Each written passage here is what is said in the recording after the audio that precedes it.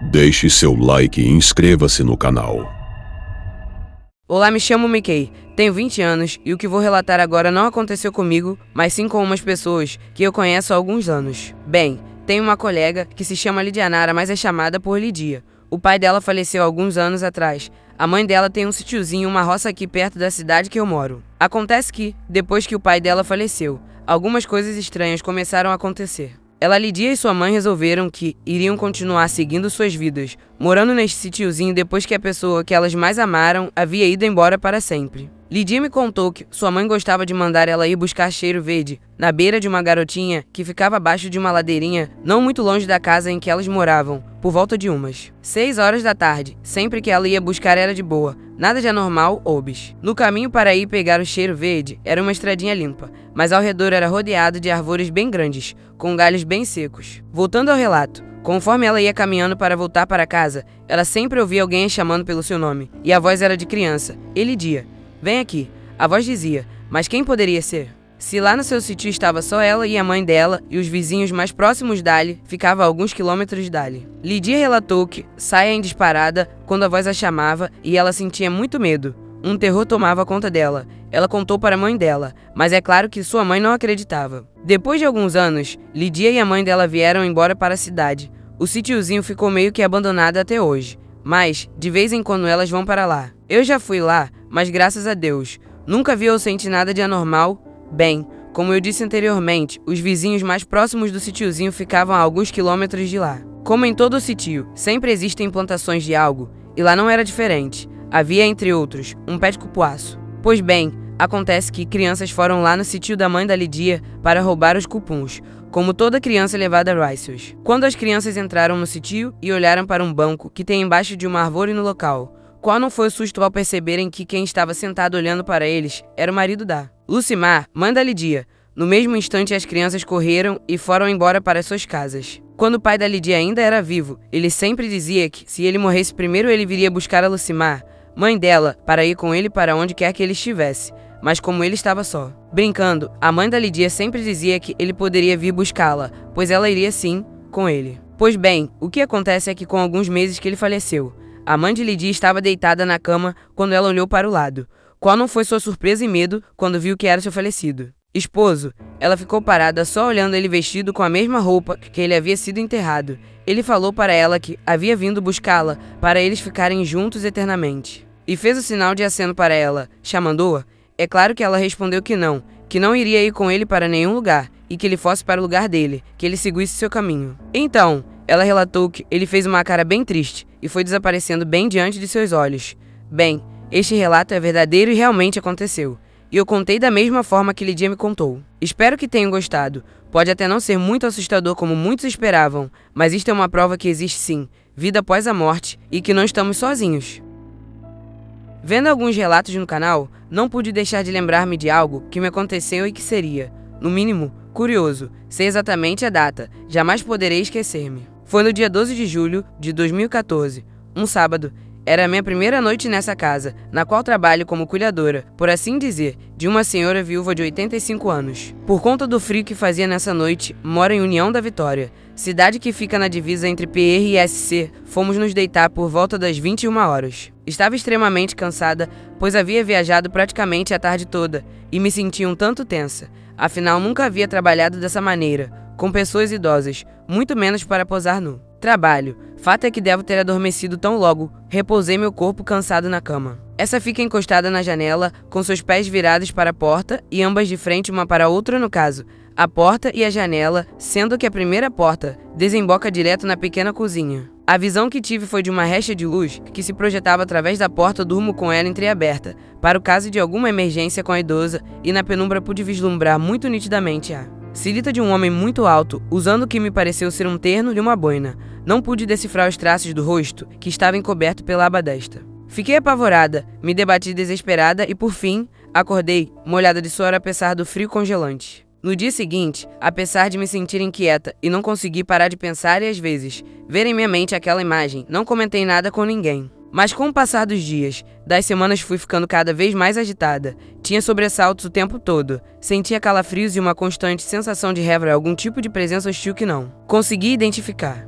Certa noite, ao sair daqui muito tarde, o neto de minha patroa, então meu namorado, perguntou-me o que havia de errado, porque eu estava sempre nervosa, com dor de cabeça e olheiras, se era algo com ele ou com a avó, talvez eu não estivesse gostando do trabalho. E nesse momento caí no choro dizendo que não era nada disso. Contei-lhe do sonho e de como não havia tido mais sossego desde então. Motivo esse que me impedia até de dormir a noite da IAS. Olheiras e as dores de cabeça. Ele olhou-me seriamente, calado por alguns segundos e depois me disse, em um tom sombrio, olha amor, eu não quis falar nada antes com medo que você desistisse do trabalho caso soubesse, mas não é a primeira pessoa que trabalha aqui que diz isso. A última empregada pediu para sair porque alegava ver coisas estranhas, sendo que todas relataram, foram 4 antes de mim, essas mesmas sensações suas, e uma delas garantiu até sentir vultos, roçando nela. Mas não para por aí. Quando eu falei abertamente que achava ser o avô dele, o espírito causador de tudo isso, ele fez-me uma revelação. O falecido foi um homem alto, com mais de 1,90 metros de altura e costumava usar boina, eu mesmo não sendo uma pessoa muito crente nessas coisas, nem tampouco adepta a rezar e ler a Bíblia. Me vi dormindo com um rosário na mão e o livro sagrado na cama. Para tentar me ajudar, meu ex me levou até uma senhora, dessas que faz simpatias e reza pelas pessoas. Mesmo meio contrariada e sem muita fé acabei concordando, pois estava desesperada. Vivia assustada com aquela horrível sensação de uma presença opressora sobre mim, o tempo todo me espreitando. A tal senhora fez uma mandinga com cera de vela e disse que o falecido marido da minha patroa ainda vagava pela casa e não queria pessoas estranhas cuidando dela. Fui aconselhada a rezar muito e a acender velas durante todas as noites por uma semana, a fim de guiar o pobre espírito para a luz, uma vez que ele ainda não repousara depois de desencarnar e vagava nas trevas. Apesar desse relato meio sinistro por parte da curandeira, consegui, depois disso, dormir melhor, com a vela acesa. Passada uma semana, as coisas ainda estavam tensas, ainda me sentia oprimida. Sabendo o que se passava, uma das filhas da vovó mandou vir um padre. Este não um simples sacerdote, mas o exorcista da cidade sim.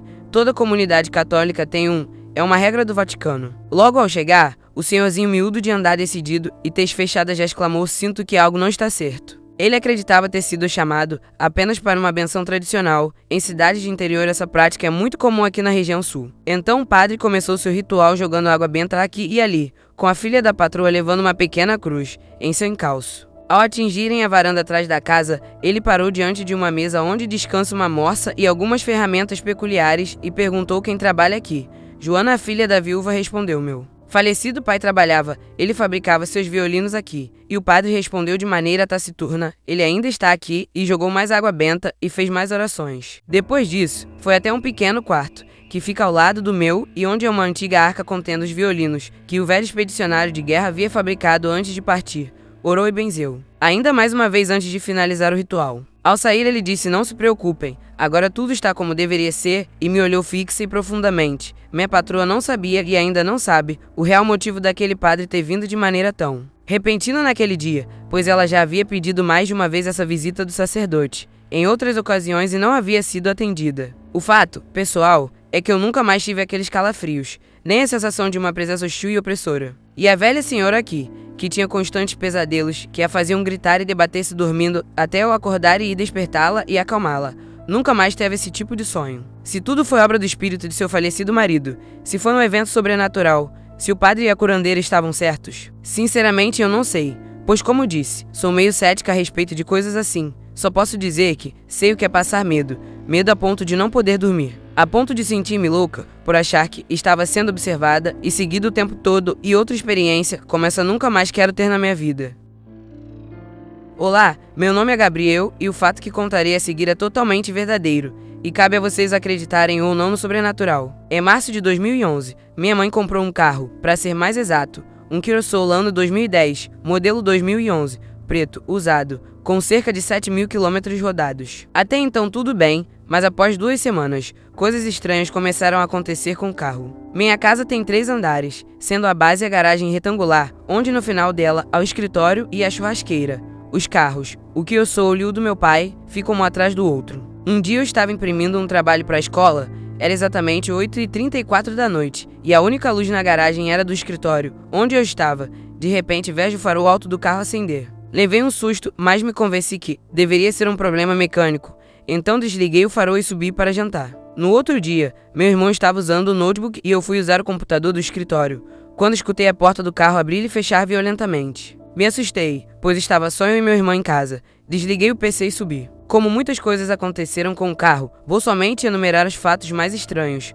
O rádio da carro já ligou sozinho, e sem a chave, a buzina já foi apertada, sem ninguém dentro do carro. Um dia eu vi pelo para-brisa uma mulher toda desfigurada no banco do passageiro. Sempre quando eu entro no carro, tenho uma estranha sensação de estar sendo observado. Sente uma mão segurar a panturrilha da minha perna, ao estar andando no carro. O alarme já foi disparado com o carro aberto. A luz de freio já acendeu, como se estivesse enfriando o carro parado. O porta-luvas já foi aberto e tudo o que estava dentro foi jogado violentamente no banco traseiro, e muitas outras coisas parecidas. Vou começar por tudo o que aconteceu de horrível e que poderia ter matado minha família. Um certo dia, após tudo o que andava acontecendo, as coisas pioraram. Minha mãe ia tranquilamente para o trabalho com o carro, mas do NAD a ela não conseguia frear o carro. Ele estava sem controle. Ela disse que o freio do carro travou completamente. Travou e ela ficou com muito medo, para não causar um pior acidente. Minha mãe bateu violentamente na traseira de um Astra estacionado. Depois do acidente, a seguradora revisou o carro e constatou que o freio estava funcionando normalmente. Outra coisa que ocorreu,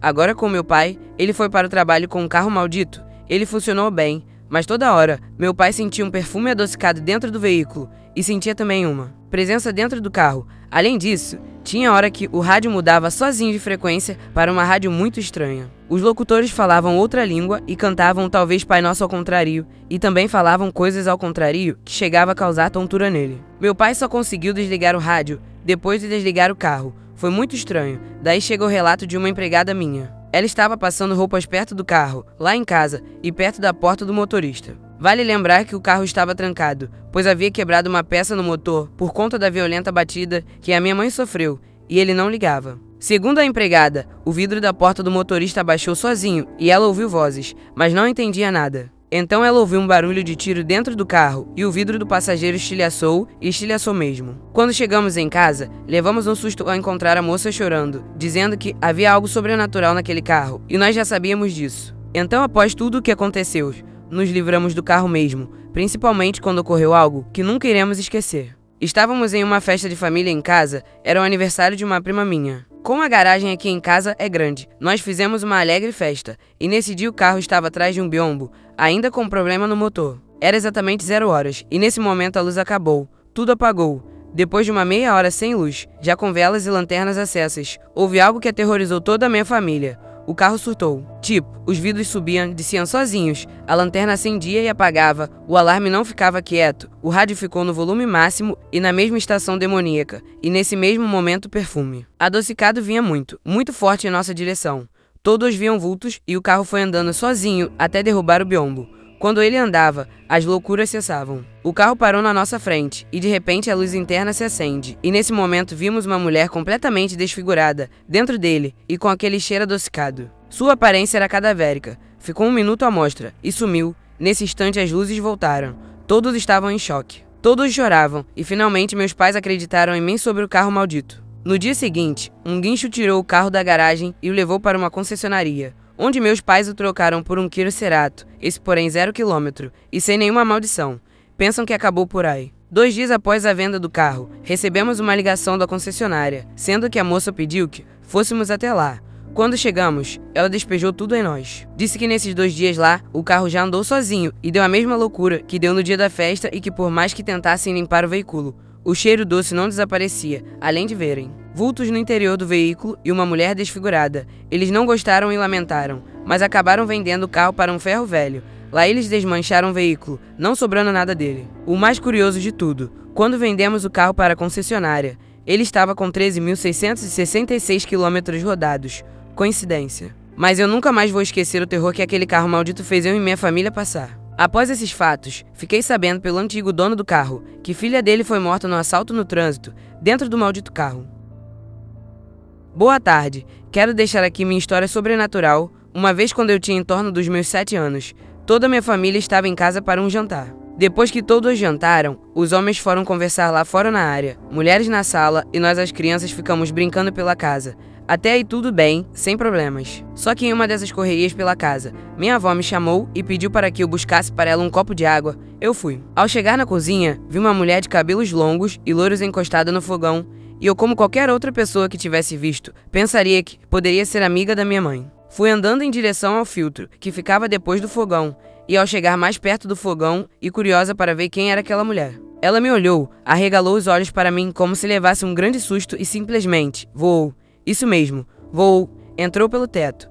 Até hoje não consigo explicações para isso. Não sei quem era, nem por que estava ali, mas naquele casa onde morava na época, até as visitas diziam sentir coisas. Este caso primeiro foi relatado pela minha esposa quando ainda nós éramos namorados e aconteceu com meu sogro em 1952, quando ele tinha 24 anos. Naquela época ele era capataz em uma fazenda no interior da Paraíba, perto da cidade de Picuí, e para ele chegar na fazenda às 6 horas da manhã para cuidar das vacas, ele era obrigado a acordar de madrugada e sair às 4 horas de casa e caminhar até a fazenda. Já que não existia nenhum transporte para lá, ele fazia todos os dias o mesmo caminho pela estrada na Caatinga. Um dia na altura, onde o caminho fazia uma curva em um morrinho de pedras de 10 metros de altura, muito comum na região, ele deu de cara com uma criatura marrom de aproximadamente uns 70 metros de altura. Na mesma hora, ele ficou paralisado de medo e ele não soube dizer se foi isso que o paralisou ou se foi o próprio terror que tomou conta do seu corpo. O terror foi tanto que ele se urinou todo. Quando fui visitá-lo em janeiro de 2000, tive que insistir muito para ele me contar o que se passou, pois ele não gostava de falar sobre isso. Tive este relato com mais detalhes, e como ele faleceu em 2011, eu conservei esse relato. Ele me contou que ficou aterrorizado, pois a criatura estava parada. Então ele pensou que era só uma visão, mas a criatura estava com o corpo em outra direção. De repente girou a cabeça para o seu lado para vê-lo. Então nesse momento ele notou que o monstro tinha olhos grandes, vermelhos e brilhantes horríveis, como os de um inseto. Ele pôde ver algumas características, porque era noite de lua cheia e o luar iluminava o ser. Ele contou que a criatura usava um chapeuzinho bicudo ou sua cabeça era dessa forma, não tinha certeza. Não viu boca, mas viu 2 buracos no lugar do nariz. Não tinha orelhas e seus braços iam até a altura do gilho, mas nervoso como estava, não conseguiu ver nem as mãos nem os pés. Aí ele disse que se o tal bicho quisesse matá-lo, ele teria morrido com certeza, porque estava paralisado. Então ele fechou os olhos e começou a rezar para Nossa Senhora. Após isso, sua perna direita voltou e ele começou a se virar e a se arrastar. Depois a perna esquerda voltou e então ele começou a correr em disparada, sem olhar para trás e fugiu. Perguntei a seu Cristiano o que ele achava que era aquilo, se era extraterrestre ou chupacabras, e ele me disse que, para ele, era assombração. Depois daquilo, ele nunca mais passou por ali à noite.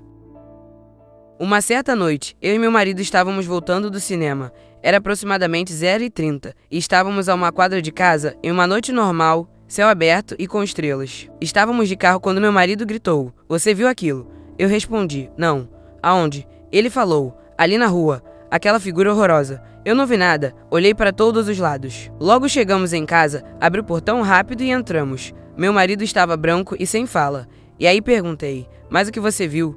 Aí ele disse que era uma criatura horrível. Ele disse: "Lembra do filme Ghost, dos fantasmas que saem no chão, que foram buscar o ladrão quando ele morre?" Então, tinha aquela forma negra com uma cara branca disforme e tinha uma aura vermelha em volta de si. Era horrível. Disse também que havia um vira-latas que acompanhava atrás daquilo, todo hipnotizado pela criatura, e que todos os cachorros das casas no local estavam uivando e latindo para aquilo como se sentissem sua presença passando pela rua.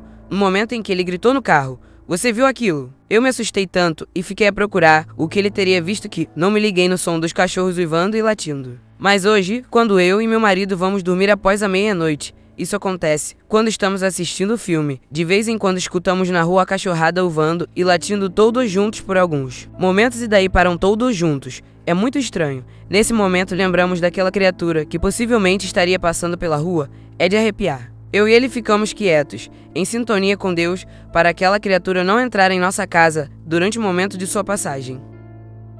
Aquele dia foi mais um daqueles cuja temperatura subiu além do que as pessoas poderiam suportar. Era final de tarde. Eu acabara de chegar à empresa. Após a última locação, era por volta de 17h50. E para minha surpresa, não havia mais ninguém na empresa. Então coloquei o carro na garagem onde descarregamos os aparelhos, sendo que até o local onde guardamos as máquinas há um corredor. Desci o aparelho do carro e fui empurrando. Passei pela pequena copa e sua porta de vidro estava fechada, mas mesmo com a luz apagada, a luminosidade da rua deixava ver no seu interior. Ali existe uma geladeira, que apesar de seminova, faz um barulhinho chato, e no alto à direita fica o antigo micro-ondas, o qual parece mais uma daquelas caixas de isopor onde os pescadores colocam os peixes pescados durante o dia, e também a minúscula pia e à sua frente, uma mesinha de armar fixa na parede.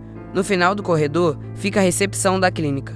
Na parede, ao lado da porta de entrada, uma TV de 29 fica presa ao seu suporte e ao seu lado há uma mesinha redonda de canto, um vaso de vidro, que quando está com flores, as mesmas não duram. Muito porque o ar-condicionado as destrói rapidamente, e à sua frente é um conjunto de sofá muito confortável. Do lado esquerdo está o balcão da recepção e em frente a ele, a porta do escritório da empresa, e nesse dia ela também estava fechada. À minha frente, na sala do café existe uma mesinha redonda com 2 poltronas muito confortáveis, e do lado esquerdo da sala há uma peça em ferro trabalhado com um tampo de vidro de 4 centímetros temperado, onde fica a máquina de café, os sachês de chá, açúcar e as xícaras e copos descartáveis. Em frente, fica a sala dos motoristas onde acondicionamos os equipamentos, e quando estão todos lá, os motoristas têm que procurar outro lugar para ficar. Bem, após fazer todas as anotações de praxe, fui tomar um café. Nossa máquina de fazer café é bem barulhenta, sendo que costumo colocar um pouco de água a mais para que o café fique mais fraco, e fica muito delicioso. Eu estava com o copo nas mãos, acionei o botão da água,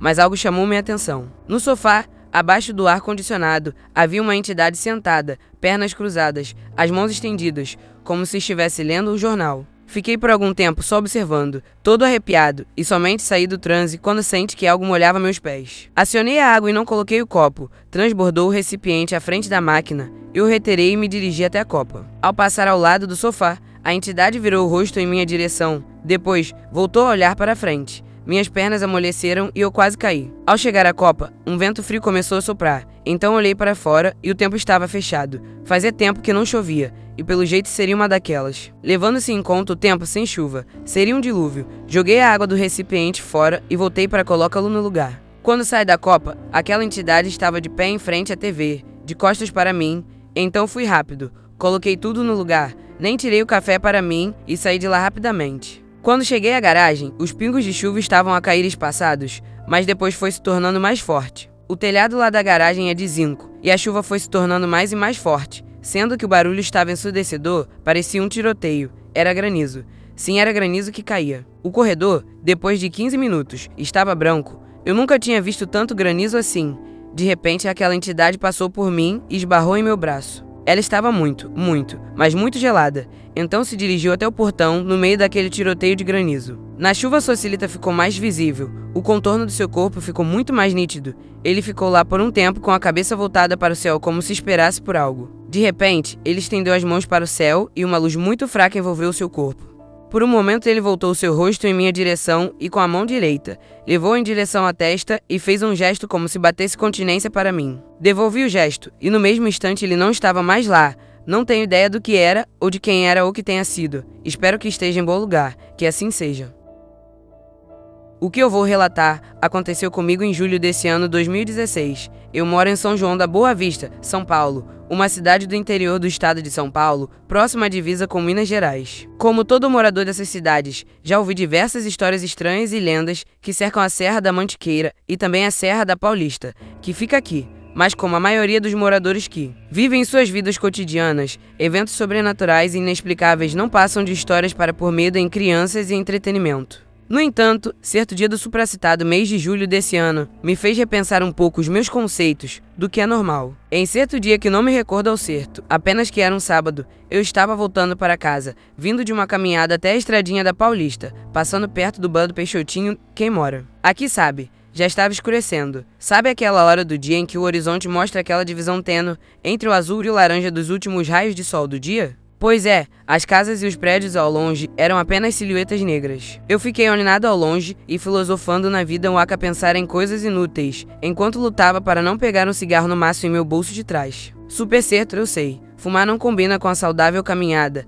Minha mulher sempre diz que não adianta nada ser fitness se não parar com o vício. Mas, como raposa velha perde o pelo, mas não perde a mania, puxei um rolinho do cão, paz na boca, enquanto procurava o isqueiro com a outra mão. Finalmente acendi o maldito, a primeira tragada, sensação de paz. Fecho e abro os olhos, observo os detalhes do horizonte. Nesse ponto eu observei a silhueta do que parecia ser uma gárgula no alto de um casarão antigo. Me lembrei de minha viagem de lua de mel pela Europa. É engraçado isso, não me lembrava de ter gárgulas nesse local, tampouco na cidade. Provavelmente alguém colocou ali há pouco tempo.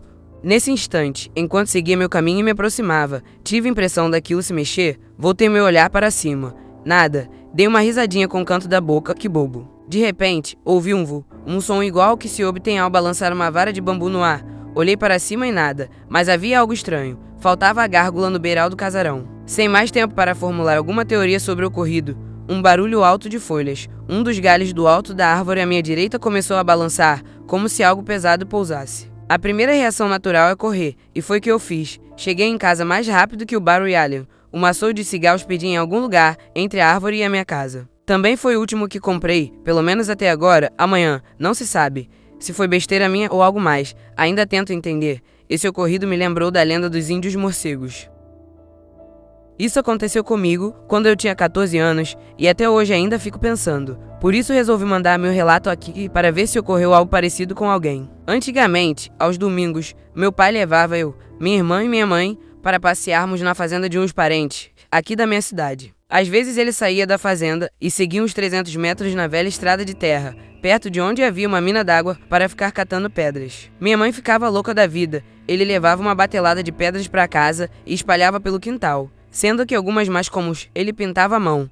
Cada louco sua mania, não é? Voltando ao relato, certa vez meu pai voltou para pegar uma moringa, o recipiente de água, não a planta, pois fazia muito calor. Eu, como estava entretido com as milhares de pedras de todo o tipo, quis ficar no local. Pois bem, meu pai foi, após me advertir sobre possíveis cobras no local, e eu fiquei lá procurando pedras diferentes. Havia umas que nem sei o nome, eram prata e pareciam aqueles doces de massa mil folhas. Se você a apertasse, ela soltava as camadas. Haviam pedras como pedras brancas e alguns cristais. O que me salvava do calor era a sombra transpassada de uma arvorezinha que ficava acima de mim. O local em que eu estava possuía 2 barrancos, e eu estava no vão entre eles. Com toda certeza aquele local passaria um córrego em época de chuva, pois a terra estava rasgada. Perto dali havia estrada de terra, separada do local onde eu estava por uma cerca de arame farpada e enferrujada. Haviam muitas cigarras em volta. Aquele zinhé era quase ensurdecedor. Eu estava agachado escolhendo pedras, quando de repente ouço o som vindo, a uns 30 metros atrás de mim, um som bem grave,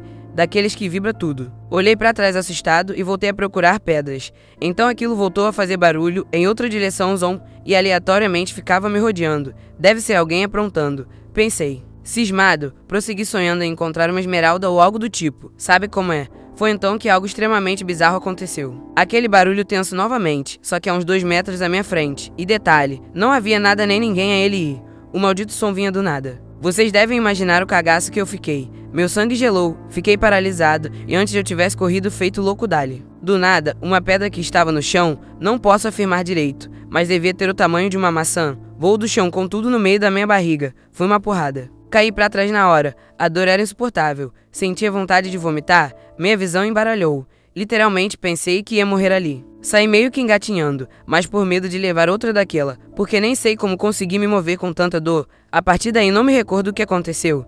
Devo ter desmaiado. Só me recordo de acordar no hospital depois de ter sido operado. Aquela maldita pedrada me custou a remoção do baço. Podem imaginar que ninguém acreditou na minha história. Pensaram que eu tinha escorregado subindo o morro, que estava cheio de pedras soltas. O pior de tudo foi o trauma. Quando ia dormir, se passasse uma moto, eu dava até pulo de medo com barulho. Malditos, até hoje não sei o que foi aquilo e nem encontrei explicação. Só me restou a cicatriz da operação para contar a história. Se alguém souber de algo relacionado, por favor o leite também. Cara, vou soltar esse lance que aconteceu comigo como um alerta pra galera ficar esperta, onde vai se mudar e coisas do tipo. Casa antiga ou com passado. Cai fora. Comigo foi mais ou menos assim, só que era mais para um AP que aluguei para poder fazer a facul. Eu não consegui uma república perto da federal e como eu não queria depender de pegar biúça e coisas do tipo, acabei arrumando um AP bacana, até ou pelo menos foi isso que pensei, na Vila Marina, bairro de São Carlos do São Paulo, que pra quem manja dos Paranauês, fica perto da UFSCar.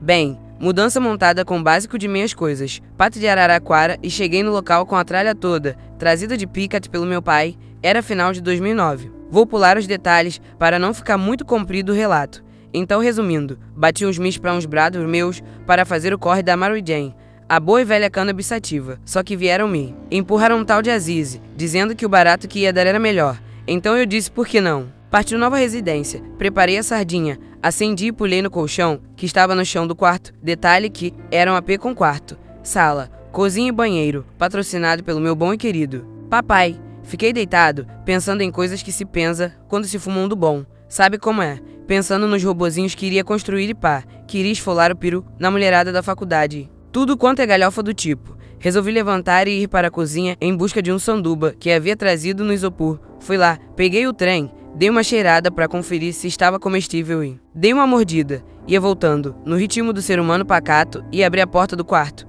Foi quando levei um susto. Uma velha gorda com aquele short de tiazona que vai até o gilho, sem camisa. Com aquele sutiã marrom derruba-pica e uma tremenda cara de insanidade se virou para mim e veio correndo em minha direção. A única coisa que pensei foi fechar a porta na cara dela, dar meia volta e correr, vai que a tia é perigosa, sei lá. Nesse meio tempo, cogitei ter ficado louco com tal Azize e entrado na casa de alguém. Olhei para trás, a porta ainda estava fechada e nenhum barulho. Achei estranho isso, porque pensando bem, a velha pavorosa veio no meu rumo sem fazer nenhum barulho. Bem estranho mesmo. Reuni a coragem que nunca tive. Voltei até a porta do quarto e abri a porta, nada. Janela fechada. Nem sinal da velha gorda. Fiquei encafifado. Atrás da minha mochila ou do colchão é que ela não iria estar escondida. A única coisa que me veio na cabeça no momento era o tal do Azize ter me dado uma bad trait. Beleza então. Sai dar uma caminhada para esparecer a doideira. Aquilo parecia muito real. Me dava até arrepios. Estava com medo de estar ficando igual a um cara que conheço. Certa vez ele tomou chá de fita e nunca mais voltou no normal. Agora ele vive falando de Emã e sítio do Pica-Pau Amarelo. Sério, voltei para o AP depois de umas 4 horas. Pessoal de Sam que é simpático, sabe como é. Voltando ao assunto, lá estava tudo normal e como me prolonguei demais no relato, vou ao que interessa. Passados 2 dias, num sábado de manhã, fui acordado pelo som de alguém resmungando. Eu estava meio desorientado, esfreguei o rosto e ouvi melhor. E Boube, se atarimbado, né Boube? Olhei rapidamente para o lado que vinha a voz e lá estava. A mesma gorda maldita, aparentando uns 50 anos de idade, só que dessa vez falando, olhando para o nada. Desesperei imediatamente, devido ao baita nível de adrenalina. Me desembolei do lençol e saí disparada. Quase arranquei a porta no peito. Para resumir, naquele dia eu dormi em uma pensão, nem me pagando que eu voltava para aquele local. Depois de idas e vindas, consegui com muito costume mudar para uma república, não tão perto, mas melhor que ficar lá. Ah, e depois fiquei sabendo que morreu uma mulher que pipê. A descrição igual que eu vi naquela casa. Coincidência ou pegadinha? Mesmo. Depois de tudo, eu não acredito muito nessas coisas. Não acredito por mais respeito. Respeito odiando. Ódio respeitoso. E esse foi meu relato. Paz a todos.